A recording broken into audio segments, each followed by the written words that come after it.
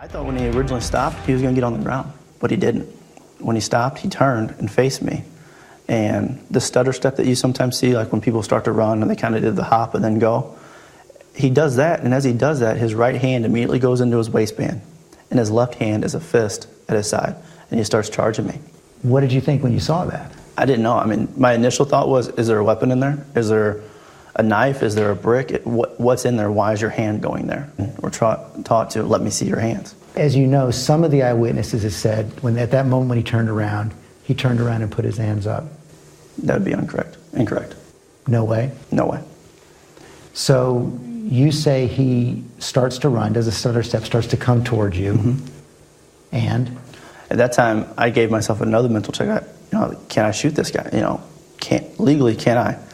And the question I answered myself was, I have to. If I don't, he will kill me if he gets to me. He's already overpowered me once. If he gets to me, I will not survive. Even though he's, 35, 40 feet away? Once he's come in that direction, if he hasn't stopped yet, when's he going to stop? So you've already fired twice. He starts to come towards you. After he's coming at me and I decide to shoot, I fired a series of shots and paused. What did you see? I noticed at least one of them hit him. I don't know where, but I saw his body kind of just flinch a little. And after that, I paused and I again yelled, stop, get on the ground, giving him the opportunity to stop. And he ignored all the commands and he just kept running. And so after he kept running again, I shot another series of shots. And at least one of those hit him because I saw the flinch. And he stopped. I stopped and I said, get on the ground, get on the ground. Well, this time he's about 15 feet away. So I start backpedaling because he's just getting too close and he's still not stopping after, from what you were backpedaling? Yes, away from him. Because I was like, he's already running through these shots. I mean, they weren't phasing him. It didn't matter to him. And he was looking through me. And as he gets to that 15 feet after I fired the second round of shots, he gets to about 8 to 10 feet. And as he does that, he kind of starts to lean forward like he's going to tackle me. And 8 to 10 feet is close. I mean, if he's going to tackle me, he's going to tackle me at that point.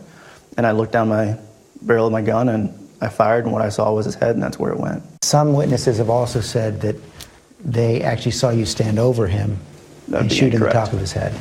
That would be incorrect. And he's down now. Yes. You know he's dead? Yes. Whenever I had actually seen that bullet go into his head, and I actually saw that, and I saw the face that he had go blank. Everything was just blank. And when he landed, he had fell face first and actually slid on his face and upper body. And as he did that, his feet had come up in the air from all the momentum he had from running at me. And then when it came to rest, his feet then collapsed. And I knew immediately that he had passed. And when you look back, is there anything you could have done differently that would have prevented that killing from taking place? No. Nothing? No. If he would have gotten on the sidewalk and followed Dorian Johnson to the sidewalk, I probably never would have noticed cigarillos. I would have gone and gotten lunch and continued my day. He would have continued his. Some of the witnesses have said they thought you were out of control, that somehow you had snapped. That would be incorrect. There was never, the only emotion I'd ever felt was fear, and then it was survival and training. And you're absolutely convinced, when you look through your heart and your mind, that if Michael Brown were white, this would have gone down in exactly the same way? Yes. No question? No question. The Brown family came out with a statement last night where they said, "We are profoundly disappointed that the killer of our child will not face the consequences of his actions." What do you think when you hear that? I think those are grieving parents who are mourning the loss of their son. Not only is there anything they could say, but again, I'm sorry that their son lost his life. It wasn't the intention of that day. It's what occurred that day. And there's nothing you can say that's going to make a parent feel better. It sounds like you don't think you're responsible. I did my job that day. Do you feel any remorse?